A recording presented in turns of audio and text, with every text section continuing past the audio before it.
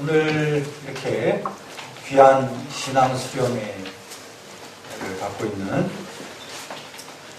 우리 중고청, 우리 귀한 다음 세대 젊은이들이 복음의 진리로 힘껏 무장해서 힘있는 거룩한 세대가 되어지기를 여러분 원합니다.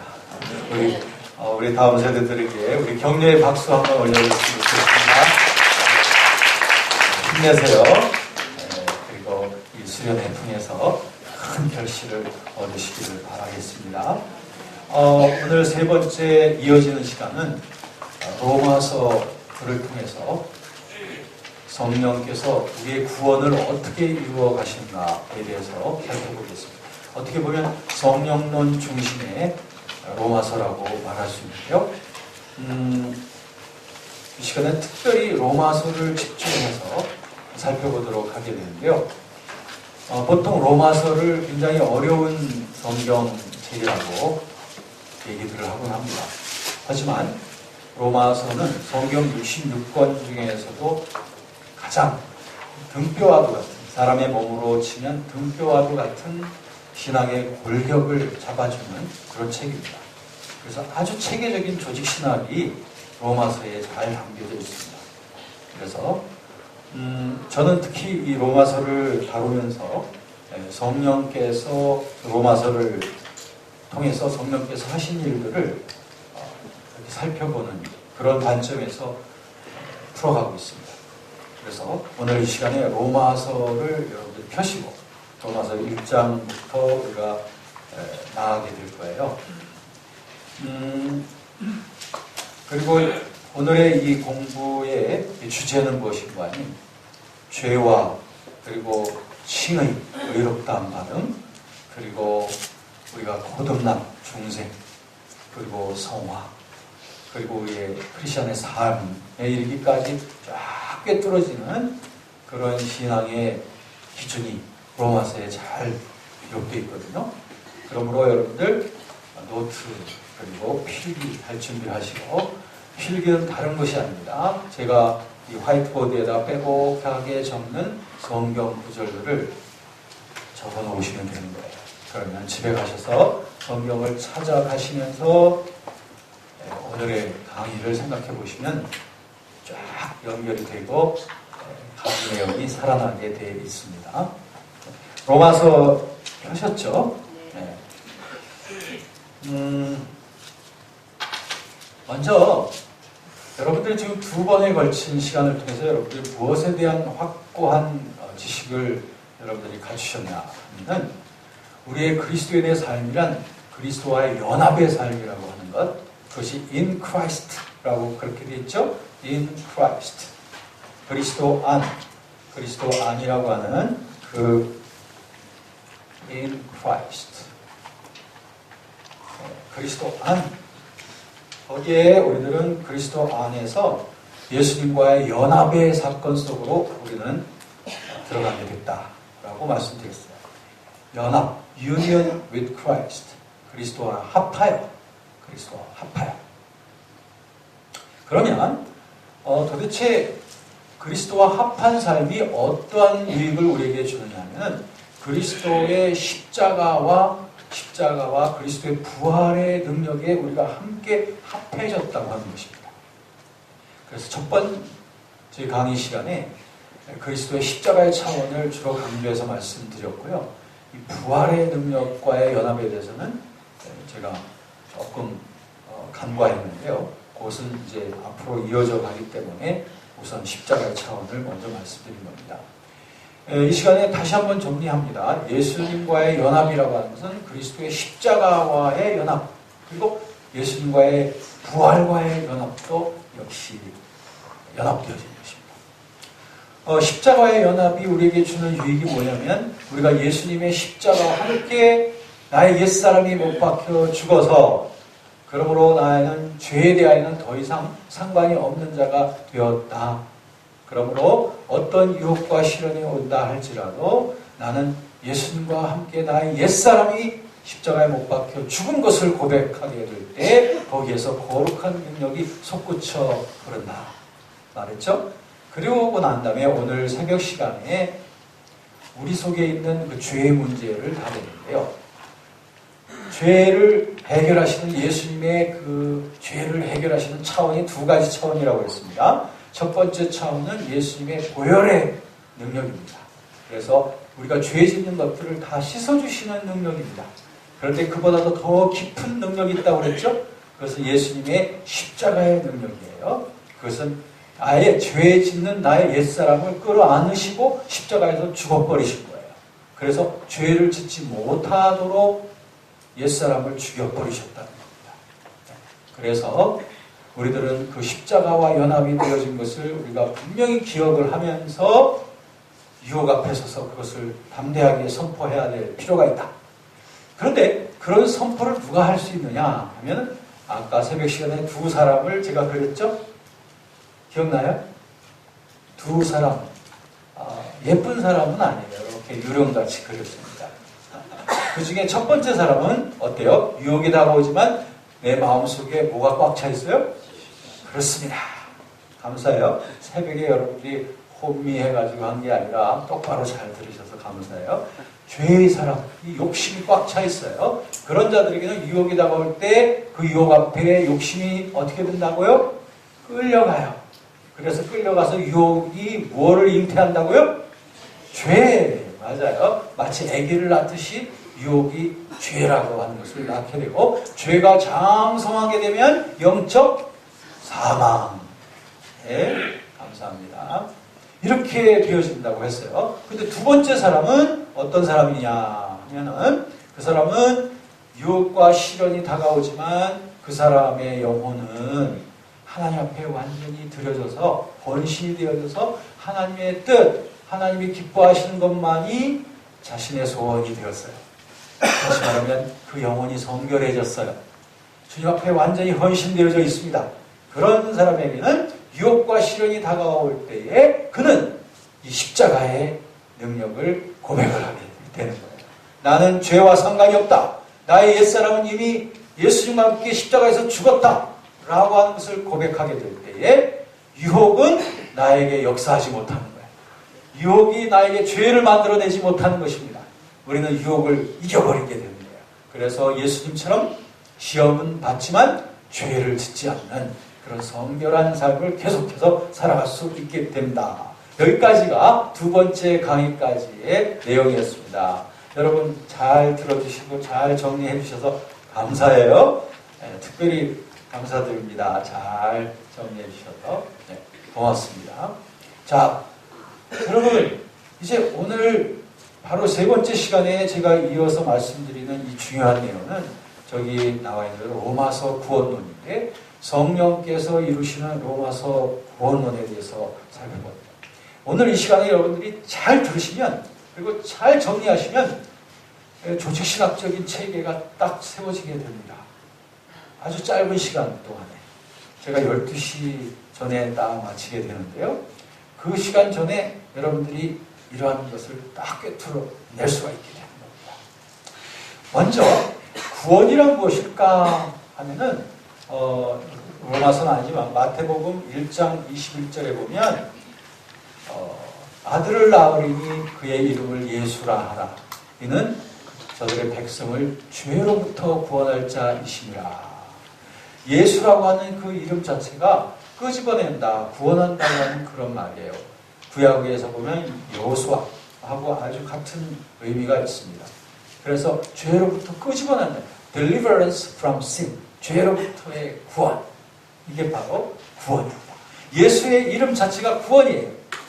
그러면 우리가 얻게 되는 구원이란 뭐냐면 죄로부터의 구원입니다.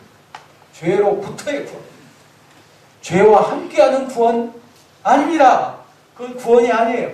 죄로부터의 구원이 구원인 줄로 믿습니다.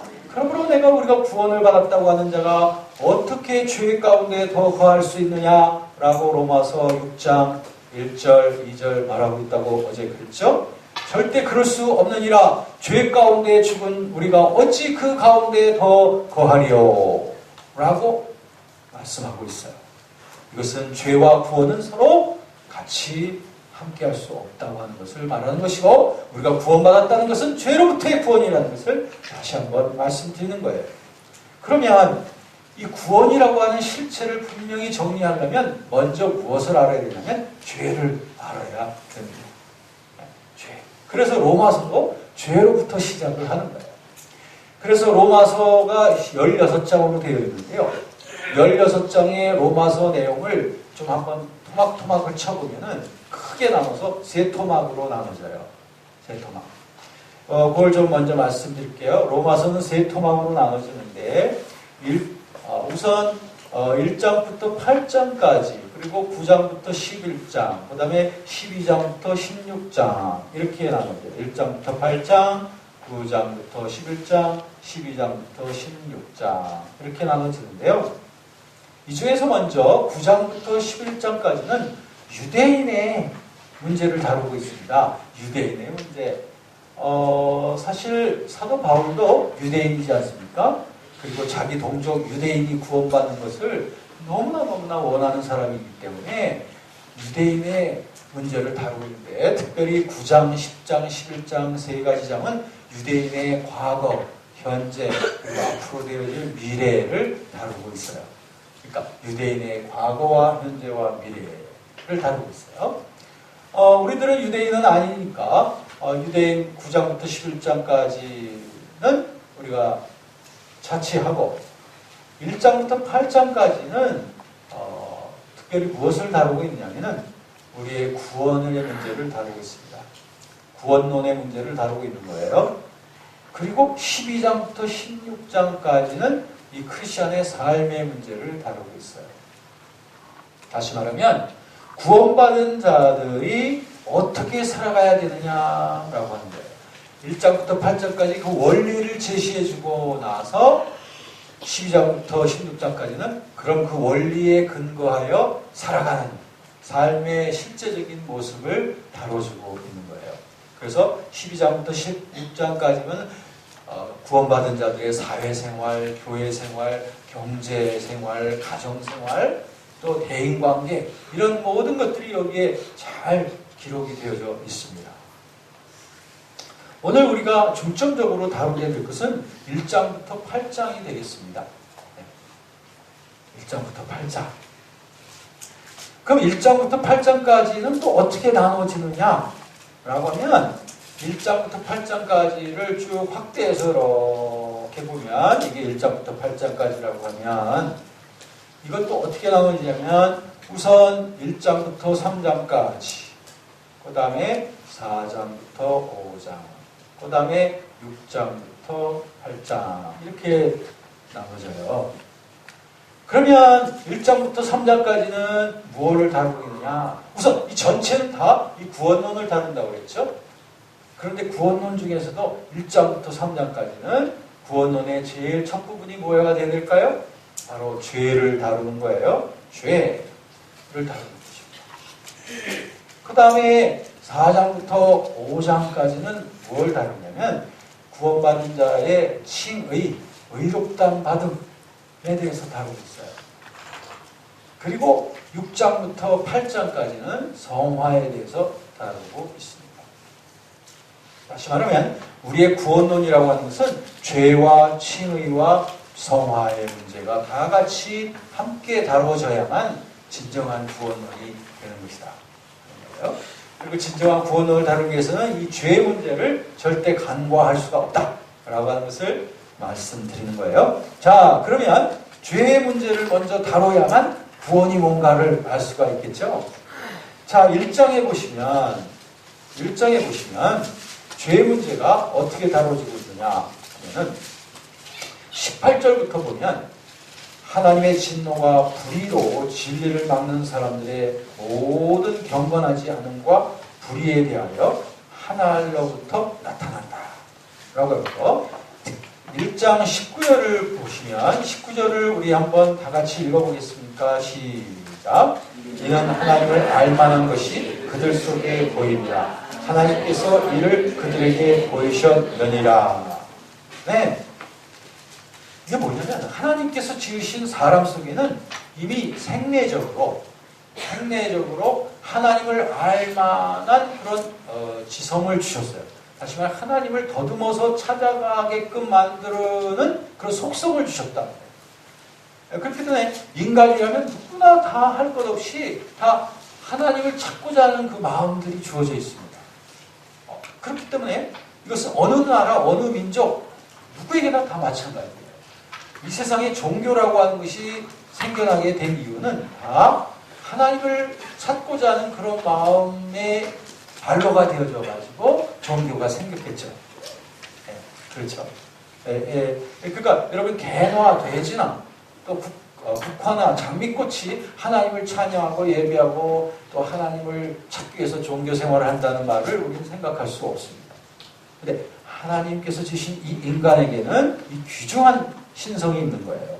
뭐냐면 하나님을 찾고자 하는 그러한 귀중한 마음이 있어요. 그래서 우리는 하나님을 찾고자 하는 마음이 생기고, 그런데 그 마음이 타락이 된 거예요. 죄로 말미암아 타락해져 가지고 어떤 상태가 되어졌냐면 21절을 보시기 바랍니다. 1장 21절을 다 같이 읽겠습니다. 시작. 하나님을 알게 하나님을 영화롭게도 아니하며 감사하지도 아니하고 오히려 그 생각이 허망하여지며 미련한 마음이 어두워졌나니. 네, 21절 보니까 하나님을 알긴 알아요. 모든 사람들이 하나님을 알긴 알아요. 모르는 건 아니에요. 알지만 그 하나님 앞에 하나님을 영광스럽게도 하지 아니하고 하나님께 감사하지도 아니하고 오히려 그 마음이 자꾸자꾸 어두워지고 둔해져 가게 됐다는 것입니다. 이게 중요한 갈림길이에요. 하나님을 안다고 하는 것은 불신자나 또 크리스찬이나 다 하나님을 알만한 속성은 있는 거예요. 그런데 다른 게 뭐냐면은 예수님을 믿는 자들은 하나님을 알되 하나님께 영광을 돌리고 하나님께 감사하는 것입니다. 그런데 예수님을 안 믿는 자들은 하나님을 알긴 알지만 하나님께 영광도 돌리지 아니하고 감사치도 아니함으로 말미암아 그 마음이 닫혀지어서 그리고 그 마음이 어두워져서 점점 더 굳어져 가게 되는 것이 틀린 거예요. 여러분, 정말 모든 사람들은 하나님에 대한 미미한 지식이 다 있어요.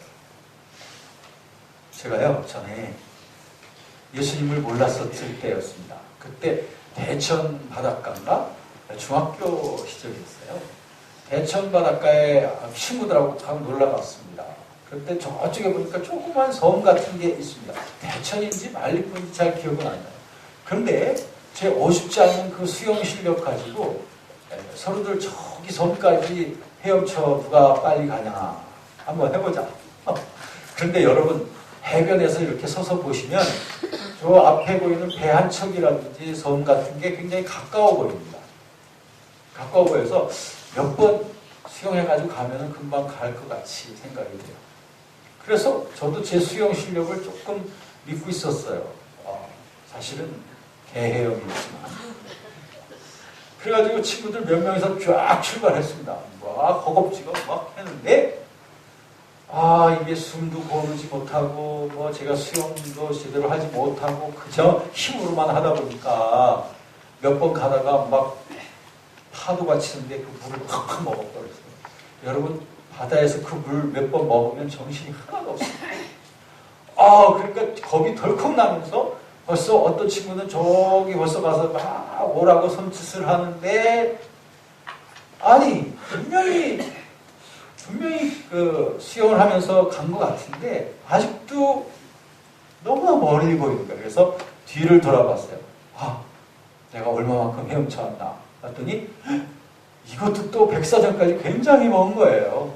그때 순간 제 마음속에 겁이 나면서 이거 큰일 났다. 저 섬까지 갔다가 다시 못 돌아오면 어떻게 하나. 이거보다는 차라리 다시 돌아가자. 그래가지고 막 바꿔가지고 이렇게 오는데 물을 계속 먹는 거예요. 그러다 보니까 이 손발이 제 뜻대로 되질 않더라고요.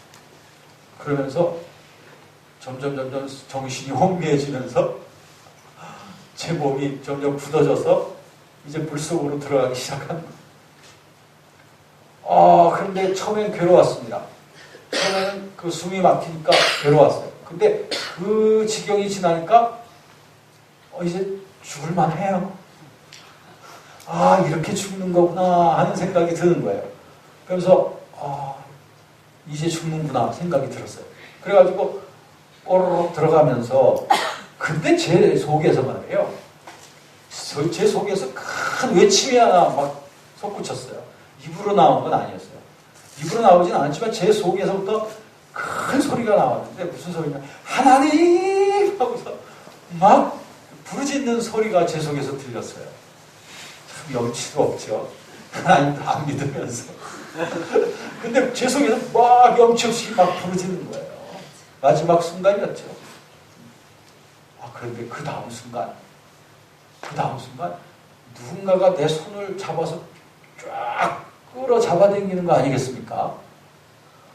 이렇게 나와서 보니까 어떤 사람이 아까 제가 물속에 꼬르륵 들어가기 전에 누군가 날 살려달라고 손짓할 때는 아무도 내 제 주위에 없었는데 나를 누군가가 끄집어냈어요. 보니까 어떤 사람이 그 이불 주부 있잖아요. 이렇게 누워서 타는 주부를 타고 가다가 저를 발견하고 끄집어낸 거예요. 그래서 저는 이불 주부 끝에 매달려가지고 백사장까지 와가지고 거기에 푹 쓰러져 버렸어요.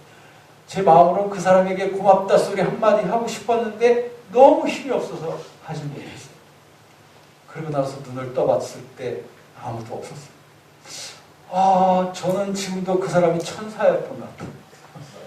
저에게는 천사였습니다. 그런데 생각해 보세요. 그러고 난 다음에 나중에 예수님을 믿고 생각을 해보니 그때 내가 예수님도 믿지 않던 내가 어떻게 그렇게 하나님 하고 외쳤을까? 허기야. 제가 들은 바에 의하면 어떤 스님들이 산에 가다가 어떻게 절벽에서 떨어지게 됐는데 가까스로 떨어지다가 나뭇가지 하나를 딱 잡으면서 외치는 말이 하나님 살려주세요 라고 하더라고 하는 말을 들었어요.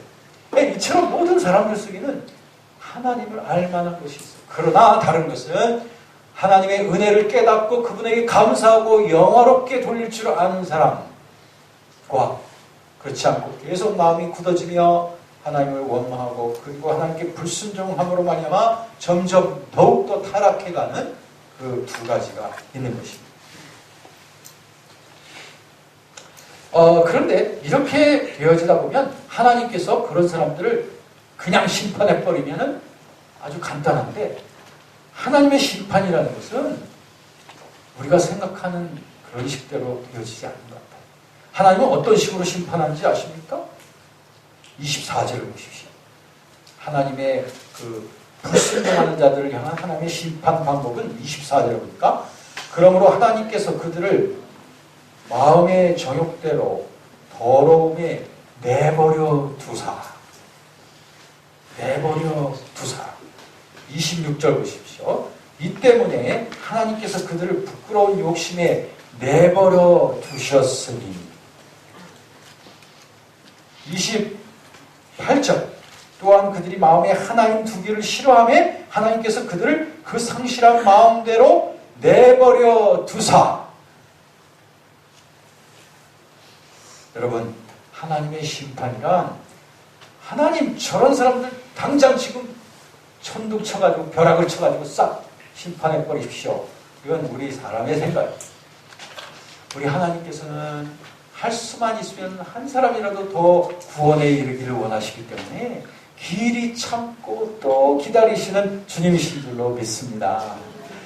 주님의 그 기다리심이 없었다면 저와 여러분들은 구원받을 수가 없었을 거야. 우리가 주님 참고 기다리셨기 때문에. 그런데 하나님께서는 죄 짓고 마음이 강팍해지는 자들을 어떻게 심판하느냐? 내버려 두시네요. 이거 굉장히 무서운 심판입니다. 그냥 내버려 두는 거예요.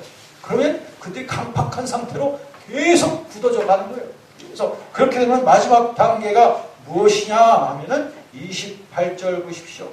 28절에 보니까 마음에 하나님 두기를 싫어하며 하나님께 그들 상실한 마음대로 그래서 결국에는 어떻게 되냐면요. 32절에 보니까 그들이 이 같은 일을 행하는 자를 사형에 해당된다고 정하심을 알고도 자기들만 행할 뿐 아니라 또한 그런 일을 행하는 자들을 옳다 한다. 이것이 가장 심각하게 타락한 사람들의 상태예요. 뭐냐면 자기만 타락한 게 아니라 남들까지도 끌어 잡아당겨가지고 너 괜찮아 그거 좋은 거야 하면서 이런 것들을 다 합리화시켜간다는 겁니다. 오늘날 이 세대가 바로 그런 세대예요.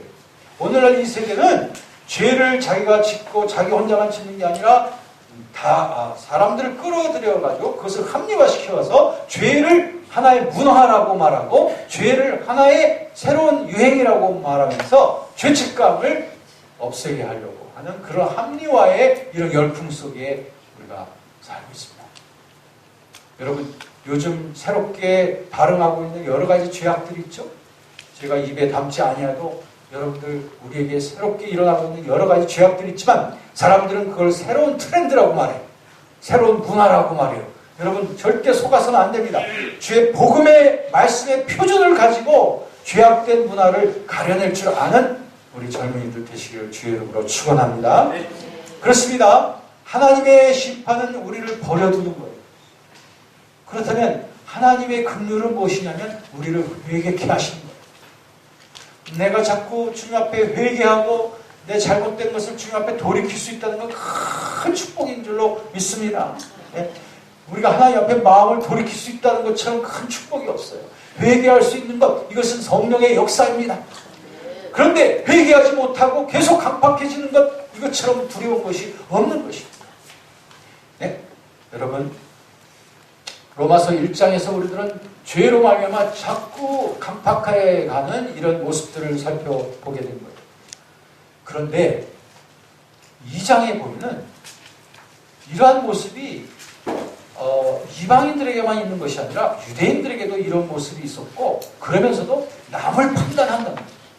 자기도 그런 죄를 지으면서 남을 판단하는 이러한 모습을 하나님께서는 지적을 하고 계십니다. 이것도 사실 우리들이 참 귀담아 들어야 될 일이라고 생각을 합니다. 우리가 예수님을 믿는다고 하면서 세상 사람들이 짓는 죄를 우리가 똑같이 지으면서 마치 우리들은 예수님의 보혈로 다 죄를 지어도 되는 것처럼 마치 죄질 특권을 받은 사람처럼 생각하고 그러면서 세상 사람들의 죄는 신랄하게 비판하고 정죄한다면 이것은 바로 로마서 2장의 죄를 범하고 있는 거예요. 로마서 2장에 나타나 있는 그 유대인들이 바로 그런 일을 행한 거예요. 자기들이 범죄하고 하나님의 불순종하면서 이방인들만을 비판을 했던 것입니다. 그러므로 여러분, 오늘날 우리에게도 이러한 교훈이 주어지는 거예요. 우리가 다른 사람 속에 있는 그 티끌 하나를 지적하면서 내 눈 속에 있는 대들보를 보지 못한다 라고 주님께서 지적하고 있지 않습니까? 네, 그래서 이와 같은 죄악, 이와 같은 죄에 우리가 빠지지 아니하도록 우리가 남을 정죄하면서 나도 그 일을 행하는 그러한 일이 절대 없어야 될 것입니다. 그러면 아담의 범죄로 말미암아 모든 사람들이 다 죄에 거하게 되었는데요. 로마서 3장에 보시면은 3장 23절에 보니까 3장 23절에 있는 말씀을 우리 같이 읽겠습니다. 시작. 모든 사람이 죄를 범하였으니 하나님의 영광에 이르지 못하더니. 네, 모든 사람이 다 죄를 범한 거예요. 왜 다 죄를 범했을까요? 거기에서 잠깐 띄어서 로마서 5장으로 가면 5장 12절에 보십시오. 5장 12절에 보면 자, 여기 아담을 얘기하는 거예요. 여기서 아담을 5장 12절 같이 읽겠습니다. 시작. 그러므로 한 사람으로 말미암아 죄가 세상에 들어오고 죄로 말미암아 사망이 들어왔나니 이와 같이 모든 사람이 죄를 지었으므로 사망이 모든 사람에게 이르렀느니라. 네, 이거를 한번 읽었고요. 다시 3장으로 돌아갈게요. 모든 사람이 죄를 범했다고 하는 그 말은 바로 한 사람 때문입니다. 한 사람 누구죠? 누구예요? 아담. 아담 한 사람 때문에 그 사람의 불순종 때문에 사람이 다 죄 가운데 들어가게 된 거예요. 억울하지 않습니까? 이럴 때 아유 억울해요. 왜 아담 할아버지 죄가 왜 나한테 미친다? 이게 바로 유전죄라는 겁니다. 유전죄.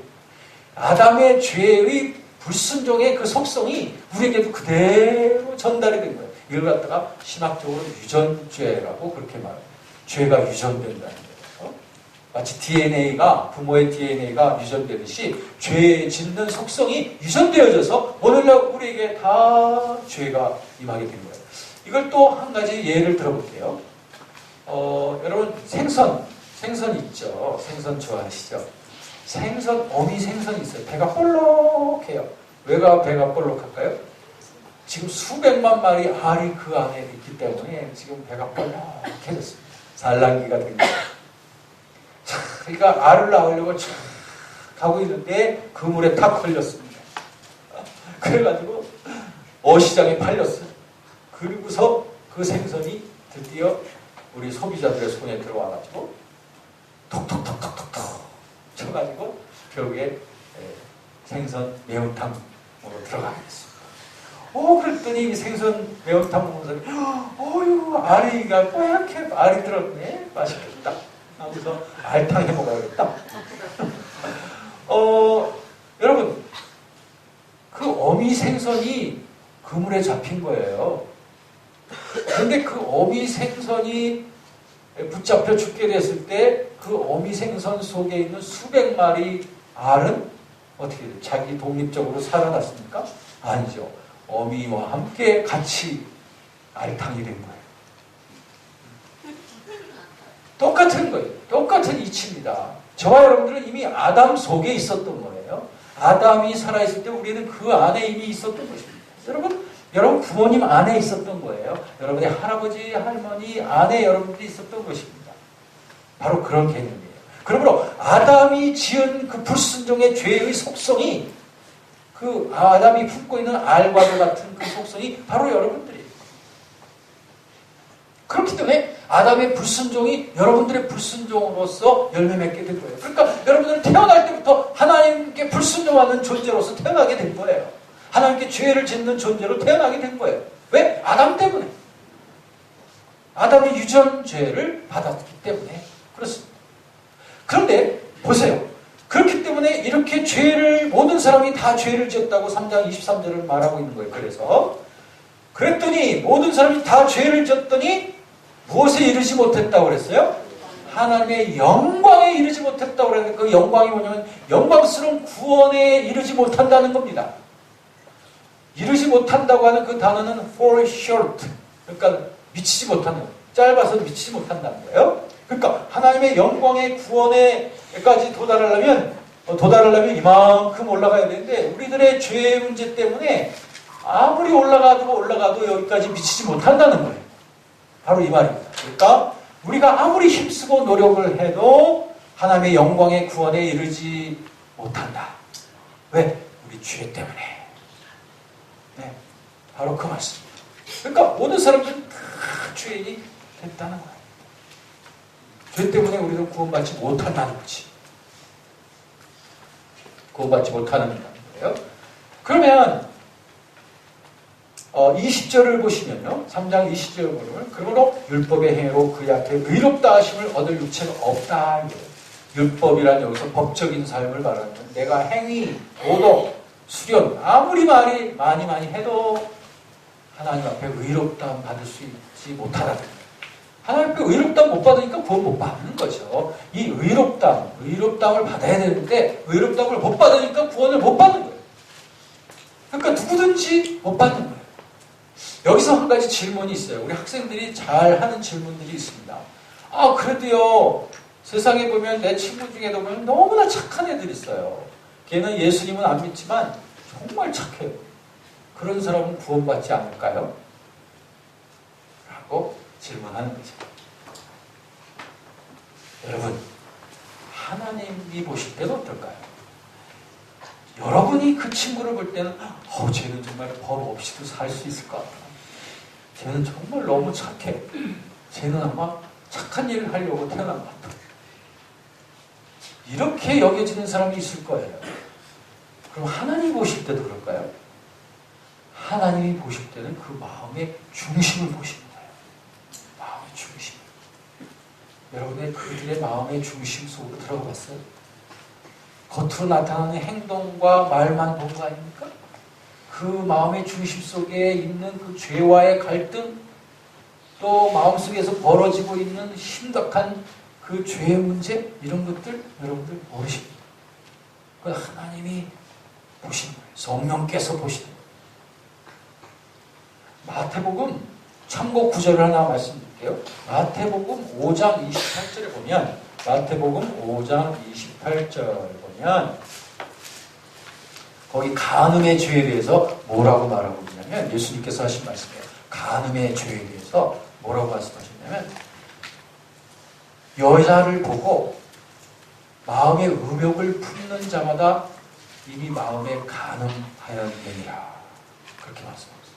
사람들은 실제적으로 행동의 죄를 옮긴 간음을 간음이라고 봐요. 그러니까 마음속으로 저 사람이 무슨 생각을 하고 있는지 몰라요. 그런데 어쨌든 그런 삶을 살지 않으면 저 사람은 깨끗하다고 생각할 거야. 그러나 주님께서는 마음 중심을 보는 거예요. 마음속으로 이미 여자를 보고서 마음의 음욕을 품고 있는 것은 벌써 간음했다고 예수님 보시는 거예요. 이게 하나님의 보는 시각과 인간들이 보는 시각이 이렇게 틀립니다. 또 너희가 형제를 미워하면 그것은 마음에 이미 뭘 한 거예요? 살인이라고 했습니다. 살인. 살인이라는 게 꼭 내가 행동에 옮겨야만 살인이 아니라, 주님이 보실 때 살인이란 형제를 미워하고 증오하는 것 자체가 살인이다. 이게 하나님의 법정입니다. 이 하나님의 법정에서 자유롭게 될 수 있는 인간이 누구냐 이거예요. 아무도 없습니다. 어떤 도덕적인 사람이라도 그 사람의 마음의 중심을 들어가 보면 엄청난 갈등과 죄와의 싸움과 죄악의 문제가 마음속에 도사리고 있습니다. 그러나 겉으로는 이것들을 갖다 절제하고 금욕하고 그것을 다스리면서 이것을 행동으로 나타나지 않게 하는 것뿐이지. 그러므로 하나님께서는 마음의 중심을 보시기 때문에 이런 것들을 다 죄라고 말합니다. 그러므로 누구든지 하나님의 영광에 이를 수 있는 사람은 있다 없다? 없다 하는 것이 결론인 거예요. 이것이 바로 인간의 죄에 대한 하나님의 법정적인 선언인 것입니다. 아무도 없다. 아무도 없다. 그래서 로마서 3장 10절부터 12절까지 보면 10절, 12절 그리고 계속 이어지고 있습니다만 10절부터 쭉 여기 나와 있는 것은 시편의 말씀을 인용한 거예요. 벌써 사람이 얼마나 악한지에 대해서 시편 기자가 벌써 얘기를 했는데 그것을 다시 인용을 한 것입니다. 거기 한두 절만 제가 읽겠습니다. 기록된 바 의인은 없나니 하나도 없으며 깨닫는 자도 없고 하나님을 찾는 자도 없고 다 치우쳐 함께 무익하게 되고 선을 행하는 자도 없나니 하나도 없도다. 또 계속해서 쭉 나오고 있습니다. 그들의 목구멍이 얼마나 악한지, 그들의 입이 얼마나 악한지, 그들의 발이 얼마나 악한지, 그들의 눈이 얼마나 악한지 18절까지 쫙 나와 있는 거 보시죠. 네? 제가 시간 관계상 다 읽지 못하는 것입니다. 네. 로마서 3장 10절부터 18절까지 보면 거기에 얼마나 인간의 본성이 악한지 거기에 잘 기록이 되어져 있습니다. 자, 그러면 도대체 누가 구원받을 수 있는 것이냐 하는 문제에 봉착하게 됩니다. 1, 2, 3장의 결론은 그러므로 누구도 구원받을 수 없다는 거예요. 누구도 구원받을 수 없습니다. 그런데 이제 4장으로 넘어가는데 4장에서 우리 하나님께서는 새로운 광명을 우리에게 쫙 보여주기 시작합니다. 새로운 광명을. 그러면서 누구가 등장하냐면은 거기에 믿음의 조상이라고 하는 누구요? 아브라함의 얘기가 갑자기 난데없이 척 4장에서 탁 튀어나와요. 아니 여태까지 3장까지 죄, 인간의 심판, 인간은 구원받을 수 없다라고 하는 얘기를 하시다가 갑자기 아브라함이 갑자기 등장하는 이유가 뭘까요? 아브라함이 등장하는 이유는 뭔가 이 문제하고 직결되기 때문에 아브라함이 나왔겠습니다. 그러면 로마서 4장 전체를 통하여 아브라함 얘기를 쫙 하고 있습니다. 4장 전체가 전부 다 아브라함 얘기예요. 그런데 아브라함하고 무슨 관계가 있다는 것이냐? 무슨 관계가 있다는 것이냐? 하면 결국에는 우리가 아브라함이 하나님 앞에서 의롭다함을 받게 됐다는 것을 말하고 있고요. 아브라함이 의롭다함 받게 된 것은 아브라함의 행위 때문에 의롭다함 받은 것도 아니고 아브라함의 율법 때문에 받은 것도 아니며 아브라함의 바로 하나님께 대한 믿음, 순종 때문에 하나님 앞에 의롭다함을 받았다 라고 하는 것을 끌어내려고 4장을 지금 쫙 우리에게 설명합니다. 그래서 로마서 4장 전체를 읽어보면 아브라함이 어떻게 해서 하나님 앞에 인정을 받게 되었는지, 어떻게 인정을 받게 되었는지에 대해서 말씀하고 있습니다. 그 중에서 우리가 대표되는 구절 몇 개만 좀 볼까요? 18절부터 보시죠. 18절부터 아브라함의 얘기를 한 거예요. 아브라함이 어떻게 하나님 앞에 의롭다함을 받게 됐는지를 한번 읽어보겠습니다. 아브라함 18절부터 마지막 절까지. 자, 준비됐어요? 18절부터 마지막 절까지 뜻을 생각하면서 또박 천천히 읽겠습니다. 시작. 아브라함이 바랄 수 없는 중에 바라고 믿었으니 이는 내 후손이 이 같으리라 하신 말씀대로 많은 민족의 조상이 되게 하려 하심이라. 그가 백세나 되어 자기 몸이 죽은 것 같고 사라의 태가 죽은 것 같음을 알고도 믿음이 약하여지지 아니하고 믿음이 없어 하나님의 약속을 의심하지 않고 믿음으로 견고하여서 하나님께 영광을 돌리며 약속하신 것을 또한 능히 이루실 줄을 확신하였으니 그러므로 그것이 그에게 의로 여겨졌느니라. 그에게 의로 여겨졌다 기록된 것은 아브라함만 위한 것이 아니요 의로 여기심을 받을 우리도 위함이니 예수 우리 주를 죽은 자 가운데서 살리신 이를 믿는 자니라. 예수는 우리가 범죄한 것 때문에 내 주이 되고 또한 우리를 의롭다 하시기 위하여 살아나셨느니라. 아멘. 할렐루야. 자, 머리 좋으신 분들은 벌써 이게 착 연결이 될 거예요. 우와, 그렇구나. 그래서 아브라함이 등장했구나. 네? 여러분, 아브라함이 하나님 앞에 의롭다함 받게 된 게 뭐 때문이냐 하면은 아브라함이 바랄 수 없는 중에 바랐어요. 뭘 바랐냐면 읽진 않았지만 17절에 있는 말씀을 믿고 바란 거예요. 뭐냐면 17절 다 같이 읽겠습니다. 시작. 기록된 바 내가 너를 많은 민족의 조상으로 세웠다 하신 것과 같으니 그가 믿은 바 하나님은 죽은 자를 살리시며 없는 것을 있는 것으로 부르시는 이십니다. 아브라함의 믿음이 대단한 믿음인 거예요. 왜냐하면 하나님께서 말씀하신 것을 그대로 믿고 순종한 믿음이에요. 뭐라고 믿었을까요? 하나님께서 아브라함에게 하셨던 그 말씀이 뭐냐면 너에게 네가 지금 자식이 없지만 이제 때가 이르면 너에게 아들이 있으리라. 그 약속의 말씀을 하실 때에 아브라함이 나이가 99세였어요. 사라는 89세였어요. 다시 말하면 아기를 낳을 수 없는 나이였음에도 불구하고 하나님께서 하신 그 약속의 말씀을 그대로 믿고 바랄 수 없는 중에 바라고 믿었습니다. 아브라함이 믿은 하나님은 없는 것을 있는 것 같이 부르시는 하나님을 믿은 거예요. 없는 것, 지금 없어요. 자식이 없어요.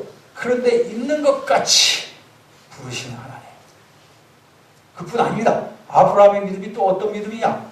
하나님께서 약속으로 주신 그 이삭을 나중에 모리아 산에 가서 제물로 바치라고 하지 않습니까?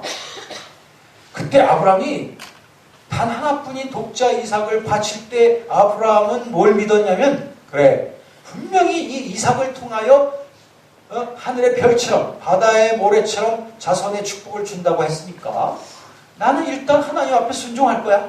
그러니까 이삭을 내가 칼로 잡아가지고 각을 떠가지고 제단에다 바칠 거야. 그렇지만 분명히 하나님께서는 이 이삭을 통하여 하늘의 별처럼 바다의 모래처럼 자손을 축복을 주실 거야. 아브라함 대단하죠. 그렇기 때문에 하나뿐인 그 이삭을 갖다 잡으려고 그랬어요. 진짜 잡으려고 그랬어요. 그때 하나님이 야 잠깐만 그러면서 그때 뭐라고 하셨어요? 내가 이제야 네가 나를 경외하는 줄 알았다. 할렐루야. 바로 이게 하나님께서 아브라함을 의롭다고 여기셨다고 하는 것이고, 아브라함이 믿은 하나님은 없는 것을 있는 것 같이 부르시는 하나님, 또한 죽은 자를 살리시는 하나님. 할렐루야. 이랬을 때 하나님께서 그를 의로 여기셨다. 아브라함이 구원받을 수 있었던 의라고 하는 것은 이 믿음과 순종이었습니다. 자, 그러면 여기에 보세요. 이게 아브라함의 이와 같은 행위가, 이와 같은 삶이 우리하고 분명히 직결된다는 거예요. 그게 뭐냐면 23절이잖아요. 아까 말씀드린 대로 그가 의로 여겼다 기록되면서 아브라함만 위한 것이 아니라는 거예요. 아브라함만 얘기하려면 여기에다가 지금 쓸 필요가 없어. 아브라함만 위하는 게 아니라 24절 누구도 위함이나? 우리도 위함이다. 우리도 똑같다는 거예요. 아브라함이 의롭다함 받게 된 그 믿음과 순종처럼 우리도 그와 같은 믿음과 순종으로 구원받게 된다는 겁니다. 그렇다면 아브라함에게는 이삭이라고 하는 걸 통하여 하나님께서 의로 여기실 믿음을 테스트하셨죠. 그래서 그를 의롭다 여기셨어요. 그러면 우리에게 있는 저울은 무엇일까요? 우리에게 있는 저울이 뭘까요? 우리 하나님 앞에 의롭다함 받을 수 있느냐 없느냐를 가늠할 수 있는 우리의 이삭은 뭘까요? 24절 25절에 있습니다. 이삭이 아니라 누구예요? 예수 그리스도입니다. 보세요. 똑같아요. 아브라함이 하나님이 약속하신 대로 없는 중에 이삭을 낳게 하실 것을 믿었어요. 그리고 하나님께서 하라 하신 대로 이삭을 제단에다 바쳤어요. 그리고 잡으려고 했어요. 그렇지만 하나님이 말리셨고 그 이삭을 통해서 큰 약속의 자손들을 이루셨단 말이에요. 그것을 믿었던 아브라함을 그대로 의로 여기신 거예요. 자, 대단한 믿음입니다. 그렇다면 우리들은 어떤 믿음을 의롭다고 여기시냐면 바로 예수 그리스도의 죽으심이 바로 나의 죄 때문에 죽으셨다는 것을 인정하고 그분의 살아나심이 바로 나의 구원을 위하여 살아나셨다는 것을 인정하고 받아들이는 자, 그런 믿음 가운데서 세상을 살아가는 자, 그런 믿음에 근거하여 살아가는 자를 의롭다고 여기시기로 결정하셨습니다. 할렐루야. 우리 큰 박수 하나 옆에 올려드립니다. 할렐루야. 아멘. 감사합니다. 이게 대단한 믿음입니다. 여러분, 예수님의 죽으심이 바로 내 죄를 청산하기 위한 것이고 예수님의 다시 죽음으로부터 사신 것은 나를 구원하기 위하여 사셨다고 하는 이 사실이 믿어진다는 것, 이것은 엄청난 하나님의 선물이에요. 아무나 믿어지는 게 아닙니다. 결코 아닙니다. 이것은 하나님의 선물입니다. 할렐루야. 이것이 놀라운 구원의 은총이고 이러한 자를 의롭다고 여기시는 거예요. 이것이 바로 칭의의 은혜인 것입니다. 내가 하나님 앞에 의롭다함 받게 된 것입니다. 의롭다함 받게 된 거예요. 거기에 대해서 성경은 아주 많이 말하고 있습니다. 로마서 10장 9절 그리고 13절 9절부터 10절까지 보시면 9절부터 10절까지 보면 거기에 아주 잘 설명이 되어 있어요. 제가 읽어드릴게요. 10장 9절 그리고 10절에 있는 말씀을 말씀드리면은 내가 여기 구원을 어떻게 받게 되냐, 어떻게 의롭다함 받게 되냐에 대해서 9절, 내가 만일 내 입으로 예수님을 주님이라고 시인하고 또 하나님께서 그를 죽은 자 가운데서 나를 위하여 살리신 것을 내 마음에 믿으면 구원을 얻으리니 사람이 마음으로 믿어 칭의에 이르게 되고 입으로 시인하여 구원을 받게 되는 것이다. 네? 분명히 9절 말씀이 그렇게 있죠. 예수님을 나의 주님이라고 시인한다는 게 뭐냐면 예수님 죽으신 거 바로 내 죄를 청산하시기 위해서 죽으신 것을 믿습니다. 주님 부활하셨죠? 그게 바로 나를 구원하시기 위함입니다. 라고 하는 것을 시인하는 자. 이게 바로 예수 그리스도를 믿는 자고 이런 자를 의롭다고 칭하시는 거예요. 13절, 10장 13절 누구든지 주의 이름을 부르는 자는 구원을 받으리라. 여기서 주의 이름 부른다는 게 그냥 뭐 주여 주여 주여 하는 걸 말하는 게 아니라 예수님의 주님의 그 죽으심과 부활을 인정하면서 부르는 것을 말합니다. 이것이 바로 아브라함의 믿음입니다. 아브라함이 의롭다는 받은 그 믿음인 것입니다.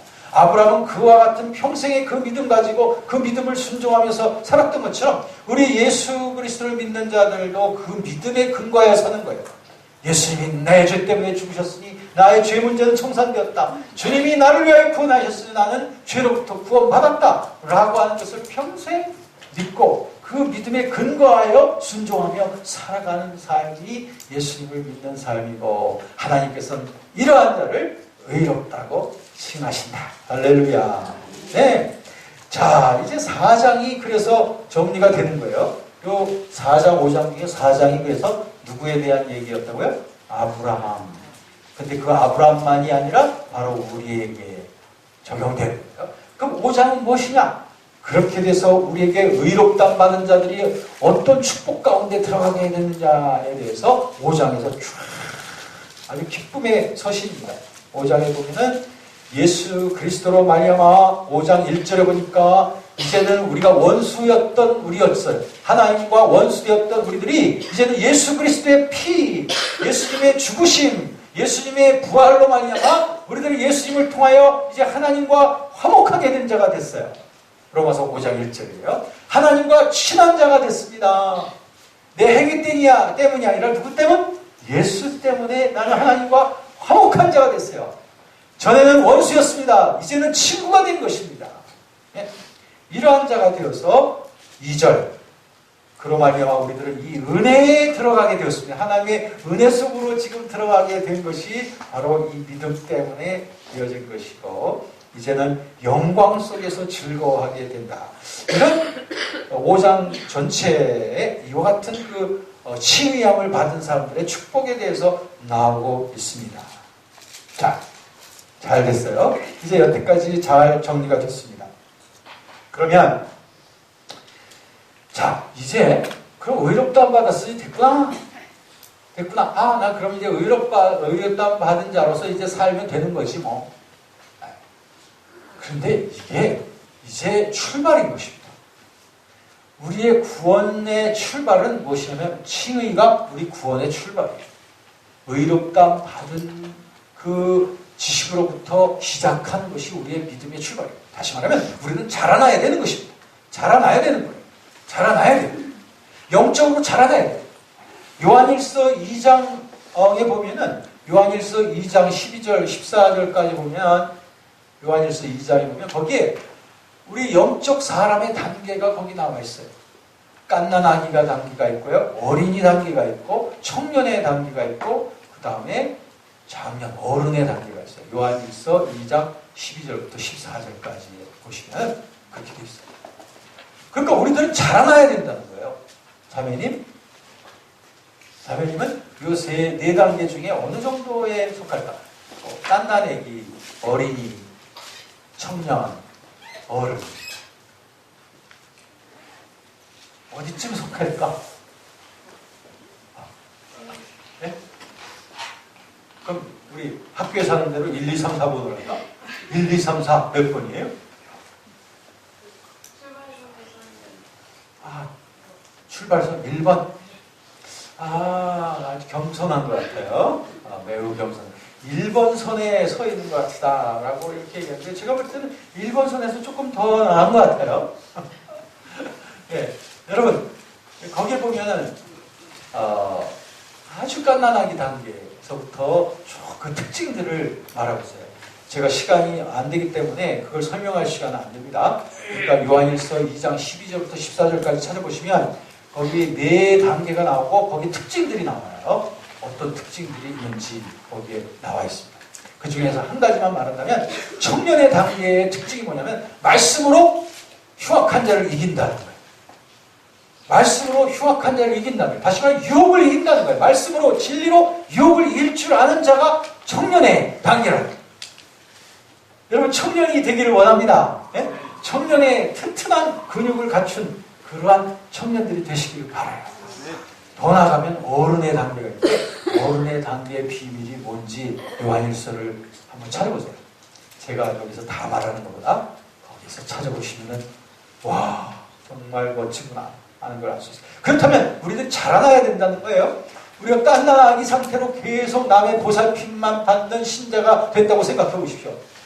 정말 누추하고 안타까운 일 아니겠습니까? 우린 자라나서 남을 끄집어내고 남을 세울 수 있는 그런 사람들이 되어야 됩니다. 그러려면 영적으로 자라나야 됩니다.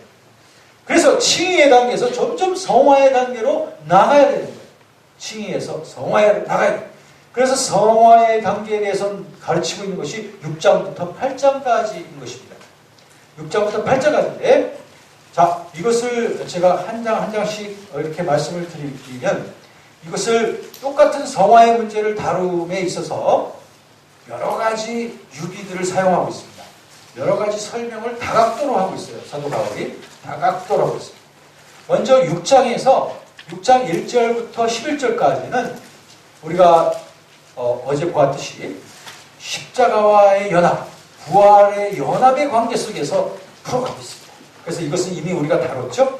그래서 우리가 십자가의 연합 속에서 우리들 자라난다는 거예요.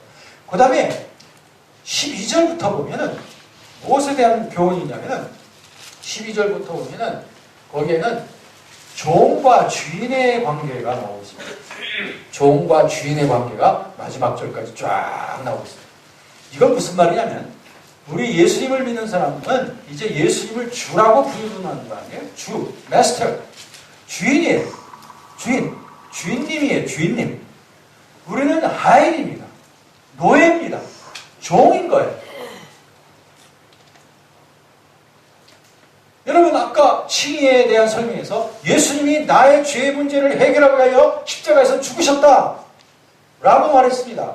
그럼 그 값진 죽음이 바로 나의 죄를 끌어안고 죽으신 것인데 그 엄청난 죽으심, 보배로운 죽음에 대한 나의 반응은 무엇이냐 이거. 하나님은 나를 위해서 그처럼 죽어주시고 그 보배로운 피를 흘리면서 나의 죄의 문제를 해결하시기 위하여 죽으셨단 말이죠. 거기에 대한 나의 당연한 답변이 무엇이냐 이거. 주님은 나를 위하여 죽으셨어. 그런데 나는 주님 앞에 무엇으로 응답하는 것이냐.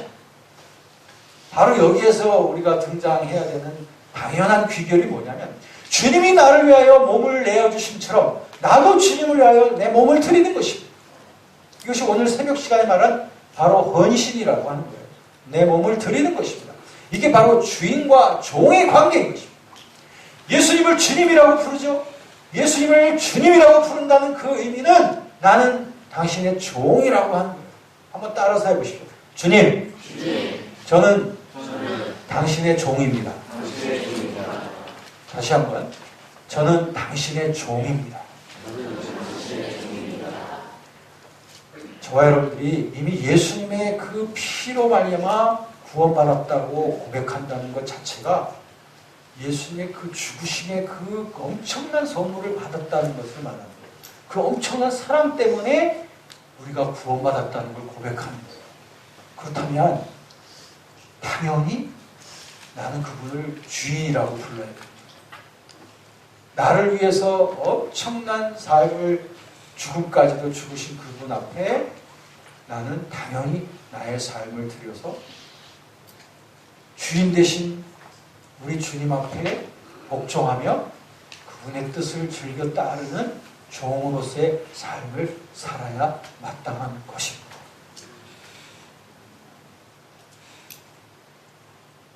성경은 우리에게 계속 말하고 있어요. 너희는 이미 종이야. 그러니까 종으로서 살아라. 너는 이미 너희의 인생과 너희의 삶은 구원받은 순간부터 이미 주님의 것이 된 거야. 그러므로 주님의 것으로서 살아라. 할렐루야. 이것이 바로 복음의 메시지인 것입니다. 우리 신앙생활에 많은 갈등, 많은 고난, 그리고 많은 번민, 낙심, 좌절 어디서 비롯될까요? 그것은 주님 앞에 온전히 복종하지 아니하고 주님을 주인으로서 섬기지 아니하는 바로 나의 모습 때문에 기인하는 것입니다. 만약 우리가 이런 두 마음을 버리고 싱글 마인드, 오직 일편단심의 마음으로 주님을 그야말로 주인으로서 섬겨드리면서 살아가는 삶을 시작해 간다면 우리의 삶은 정말 단순하면서도 강력한 삶이 전개되게 되어 있습니다. 단순하지만 강력한 삶, 주님께 헌신된 삶이에요. 그래서 로마서 6장 12절부터는 주인과 종의 관계 속에서 예수님과 우리의 모습을 풀어가는 거예요. 계속 풀어가는 거예요. 그러므로 당연히 우리들 주님 앞에 내 몸을 드려야 된다는 거예요. 6장으로 넘어갔죠. 7장으로 넘어가면 또 설명을 또 다른 각도에서 하는데 이건 뭐냐면 남편과 아내의 관계 속에서 이걸 또 풀어 설명을 하고 있습니다. 남편과 아내의 관계. 뭐냐면 읽을 수는 없습니다. 그런데 7장 1절부터 나오는 게 옛 남편이 나오고 새 남편이 나와요. 그리고 여인이 나와요. 여기서 여인은 우리 그리스도인을 말하는 거예요. 옛 남편이 나오고 새 남편이 나와요. 근데 옛 남편이 죽었어. 여기 설정이 그렇습니다. 옛 남편이 죽었어. 그래서 이 여인이 합법적으로 새 남편에게 시집을 갔어요. 법이 어떻게 되냐면 옛 남편이 살아있는 동안에 다른 남자한테 시집을 가면 이건 불법이에요. 그런데 옛 남편이 죽고 나면 이제 자기가 원하는 새 남편에게 시집 가는 건 이건 합법적이에요. 바로 이 관계를 가지고 지금 우리와 그리스도와의 관계를 풀어가고 있습니다. 여기서 머리 좋으신 분들에게 물어볼게요. 여기서 여인은 그리스도인을 말한다고 했어요. 옛 남편이 뭘 말할까요? 지금 오물 하시는데 담대하게 그걸 소리를 내십시오. 예? 오물거리는 걸 담대하게 소리를 내십시오. 방언 나오지 않을 테니까 소리를 내세요. 네, 말씀하세요. 옛 남편이 뭘까? 그 다음에 새 남편은 그럼 뭘까요?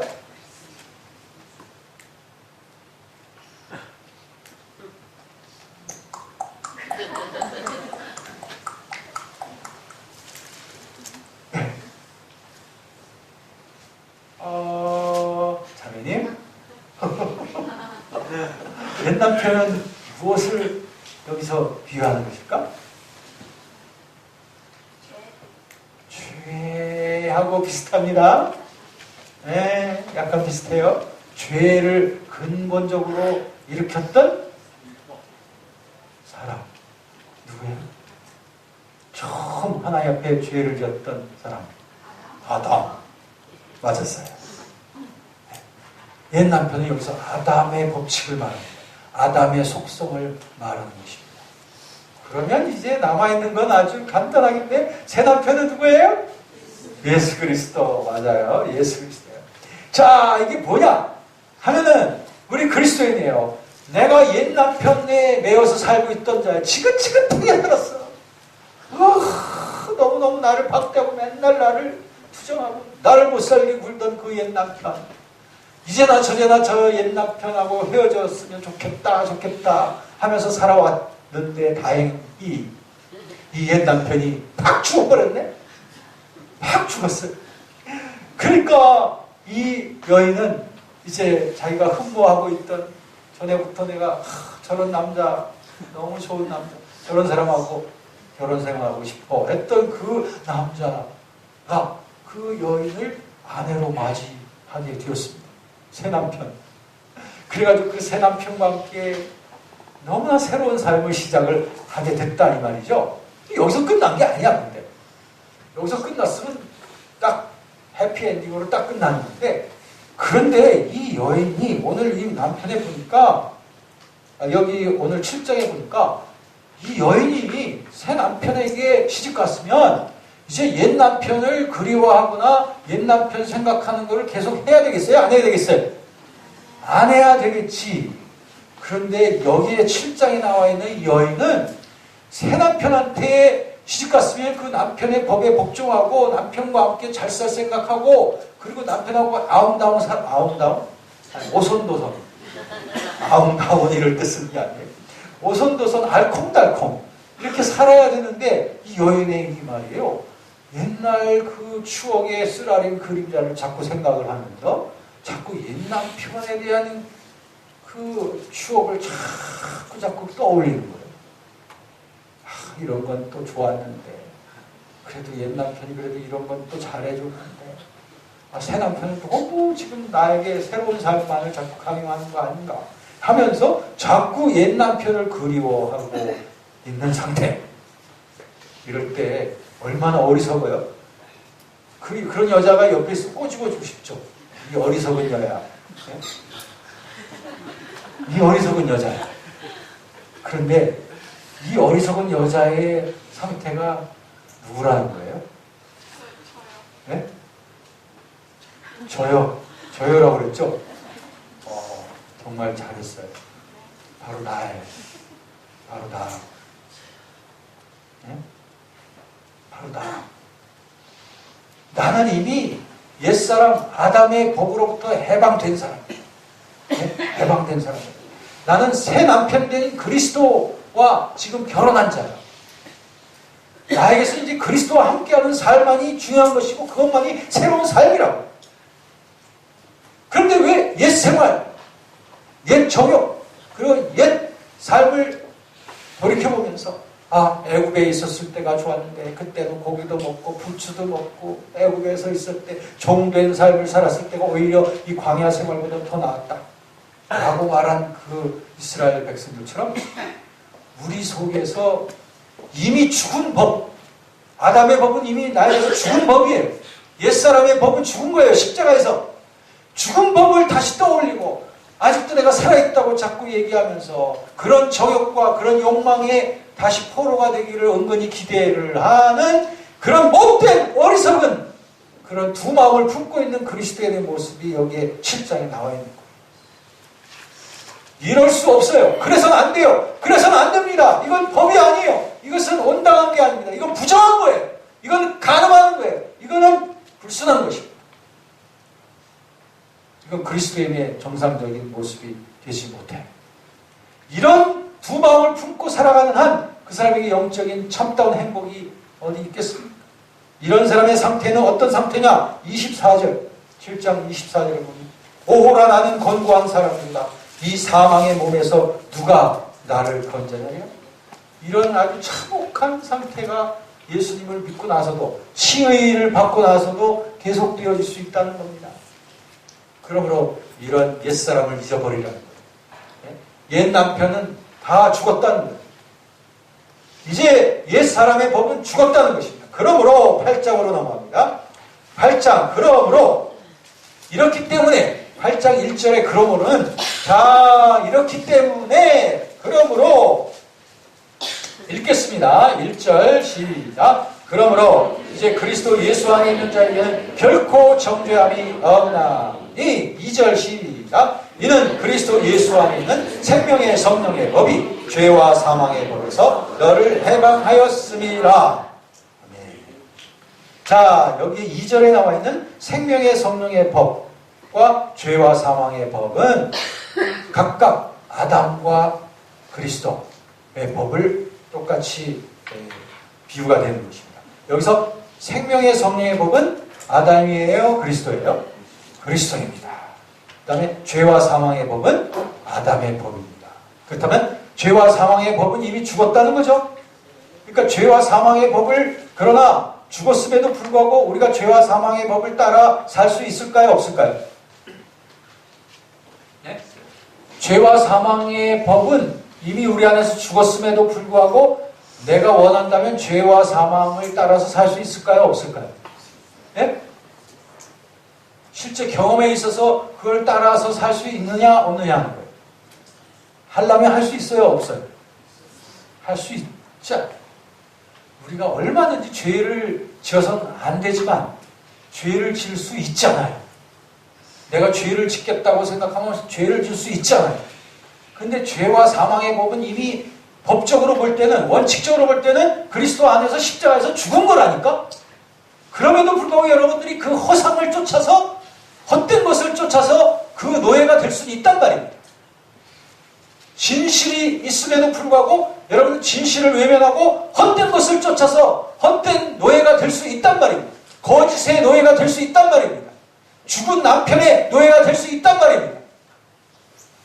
근데 이것이 온당하고 마땅한 일이냐? 이건 절대 그럴 수 없잖아요. 그래서는 안 되잖아요. 바로 이 말씀을 하고 있는 것입니다. 우리가 만약에 계속적으로 육신을 따른다면 4절 5절입니다. 5절 육신을 따른 자는 육신의 일을, 영을 따른 자는 영의 일을 생각하나니. 6절 육신의 생각은 사망이요 영의 생각은 생명과 평안이라. 여러분, 우리에게는 여전히 자유가 있습니다.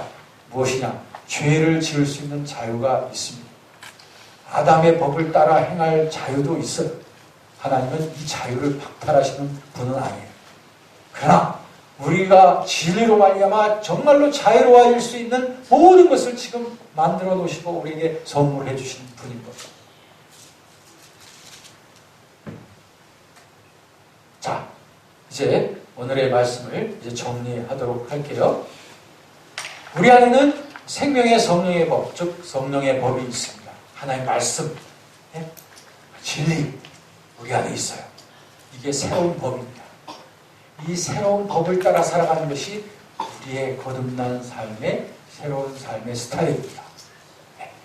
우리가 헛된 것을 따르고 죽은 법칙을 따라간다면 우리는 헛된 것의 노예가 다시 되기를 원하는 그런 어리석은 여인과도 같은 거예요. 우리는 결코 그래서는 안 되는 거죠. 이러한 성령 안에서 이제 말씀의 법을 따라 살아가는 자에게, 그렇게 살아가는 자에게는 8장의 31절에 보면 다 같이 31절을 읽겠습니다. 이러한 승리로운 삶을 살아가는 자들의 모습을 한번 보겠습니다. 31절 시작. 그런즉 이 일에 대하여 우리가 무슨 말하리요? 만일 하나님이 우리를 위하시면 누가 우리를 대적하리요? 37절 시작. 그러나 이 모든 일에 우리를 사랑하시는 이로 말미암아 우리가 넉넉히 이기느니라. 할렐루야. 우리는 하나님의 사랑 안에서, 그리고 우리를 이끌어주시는 이 새로운 생명의 법 안에서 우리들은 넉넉히 이기는 삶을 살아가게 되는 것입니다. 이것이 우리의 성화된 우리의 삶의 모습이 되는 거예요. 자, 여러분, 오늘 굉장히 짧은 시간이지만 여러분들은 어떻게 보면 구원론에 있어서의 중요한 이 조직신학적인 체계를 여러분들이 지금 살펴본 것입니다. 로마서를 통해서 세 단계로 살펴본 것입니다. 자, 그러므로 이제 여러분에게 이제 정리되어진 바를 제가 한번 확인하겠습니다. 이제 제가 끝내야 될 시간도 되겠습니다. 구원에는 이 세 가지의 중요한 주제가 있다는 거예요. 죄, 그 다음에 칭의, 그 다음에 성화. 이 세 가지가 함께 아우러져서 정리가 되어질 때 그게 온전한 구원인 것입니다. 만약에 죄와 더불어 사는 구원, 그것은 진정한 구원이 아닙니다. 죄로부터의 구원이 구원인 것입니다. 그리고 우리의 의롭다함 받음이란 아브라함이 하나님 앞에 믿음으로 의롭다함 받은처럼 우리도 예수님의 죽으심이 바로 나의 죄 때문이고 그분의 부활하심이 나의 구원 문제 때문이라고 하는 것을 믿고 받아들이고 그 믿음에 근거하여 살아갈 때 우리가 의롭다함을 받게 되는 것이고, 의롭다함 받은 자는 예수 그리스도의 십자가와도 연합이 되어지고 그분의 부활의 능력과도 연합이 되어진 자이며 예수님을 나의 주인으로 나는 종으로서 사는 삶이며, 그리고 옛 남편의 법은 이제는 십자가에 못 박고 새 남편을 복종하면서 살아가는 삶이며, 이것이 바로 육신을 따르지 않냐고 성령을 따라 행하는 그런 성화된 삶이라고 하는 것을 말씀을 드렸습니다. 자, 이제 우리 옆 사람 손을 한번 붙잡아 주시기 바랍니다. 옆 사람 손을 한번 잡아주세요. 야, 이거 선생님이 또 이거를 남에게, 옆 사람에게 또 가르치라고 그러면 이거 큰일 났네. 라고 여러분들이 생각하실 수 있을 거예요. 자, 그런 분들을 위해서 제가 여러분의 마음의 평화를 드리기 위해서 제가 질문을 드리지 않고, 그러나 다음 저녁 시간에 혹시 이걸 또 다시 정리하게 될 것입니다. 우리 이 시간에 기도합시다. 기도할 때에 우리 옆 사람 손을 잡았죠?